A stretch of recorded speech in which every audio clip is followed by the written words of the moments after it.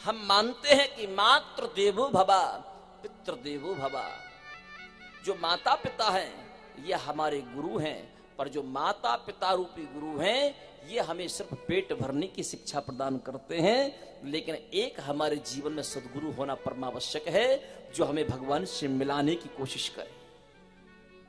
माता पिता संसार में कैसे जीना है ये सिखा सकते हैं, पर माता पिता आपको भगवान से नहीं मिला सकते। भगवान से मिलना है तो जीवन में एक सद्गुरु होना परमावश्यक है। पार्वती जी को क्या जरूरत थी नारद जी को गुरु बनाने की? मैना जैसी जिसकी मां हो, हिमालय जैसे जिसके पिता हो, लेकिन फिर भी नारद जी को गुरु बनाया। अखंड मंडलाकारं व्याप्तं येन चराचरं तत्पदं दर्शितं येन तस्मै श्री गुरुवे नमः।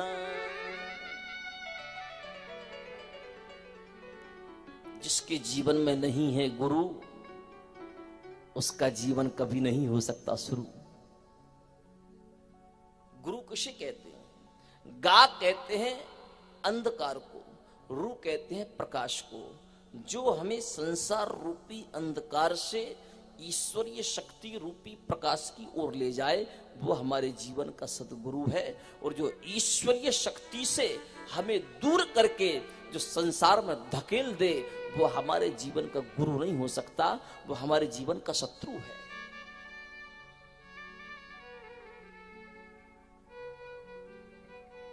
प्रत्येक व्यक्ति के जीवन में गुरु होना परमावश्यक है।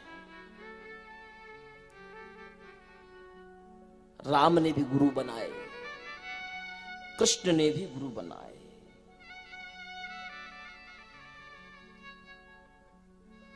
इसलिए तो कहा है कृष्णम वंदे जगत गुरु।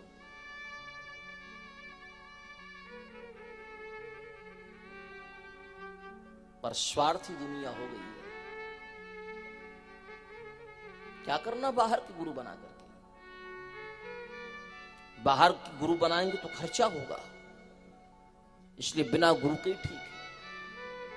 लेकिन हमारे वेद भगवान कहते हैं कि जिस व्यक्ति ने अपने जीवन में गुरु मंत्र नहीं लिया, बोले उसके हाथ की पूजा भी भगवान स्वीकार नहीं करते।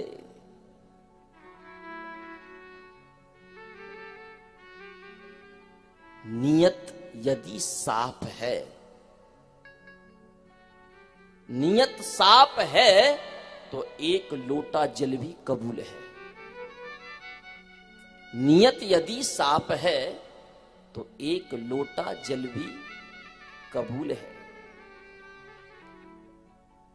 वरना दिखावे का 56 भोग भी मेरे चंद्रमौलेश्वर को बेफिजूल है। भगवान को बनावटीपन अच्छा नहीं लगता, दिखावापन अच्छा नहीं लगता। अपने अंतर मन में आपके गुरु ने आपको जो गुरु मंत्र दिया है उस गुरु मंत्र से भगवान की पूजा करें। हम लोग कहते हैं ना कि मंत्रहीनम क्रियाहीनम भक्तिहीनम सुरेश्वरः यत् पूजितम मया देवा परिपूर्णम तदस्तु मे। बोले मंत्र तो हम जानते नहीं, हम क्रिया भी नहीं जानते, तो भगवान की पूजा कैसे करें?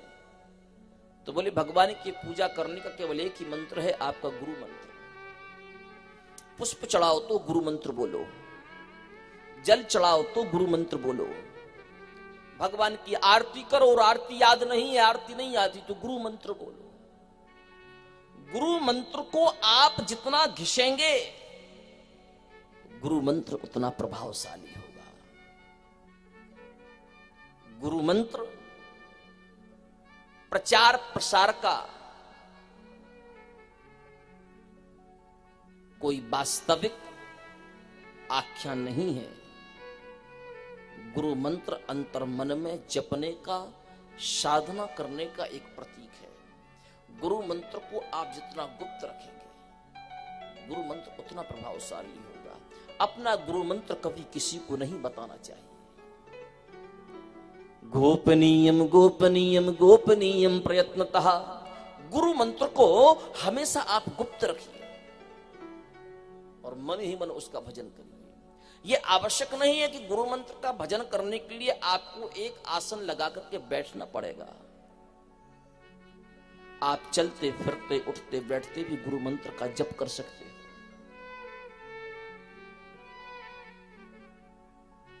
खेत में ट्रैक्टर चलाना है, ट्रैक्टर चलाते रहिए, पर अपने अंतर मन में गुरु मंत्र का चिंतन करते रहिए। खेत में कपास लगाना है, कपास लगाइए, कोई मना नहीं है, पर कपास लगाते वक्त फिल्मी दुनिया का संगीत मत सुनिए। मन में गुरु मंत्र का चिंतन करिए, आपका भजन भी हो जाएगा, कपास भी लग जाएगा। और जब कपास निकलेगा तब देखना कि जब हम फिल्मी दुनिया को सुनकर के जब कपास लगाते थे तब क्या निकलता था, और गुरु मंत्र का स्मरण करके हमने कपास लगाया है तो अब ये क्या निकल रहा है, आप स्वयं अनुभव कर लेंगे।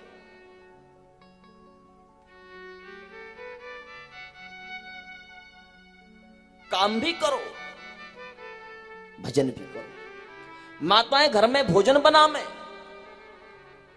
हाथों से भोजन बनाती रहें, अपने मन ही मन गुरु मंत्र का चिंतन करती रहें। भजन भी हो जाएगा, भोजन भी बन जाएगा। फिर वो भजन करते वक्त आपने जो भोजन बनाया है ना, वो भोजन भोजन नहीं रहेगा, वो प्रसाद बन जाएगा। और जब प्रसाद को आप अपने घर में अपने परिवार में सबको खिलाओगे तो किसी की भी बुद्धि में विकृति नहीं आएगी, उस व्यक्ति का मन शांत स्वभाव का होगा, क्योंकि उसने प्रसाद पाया है।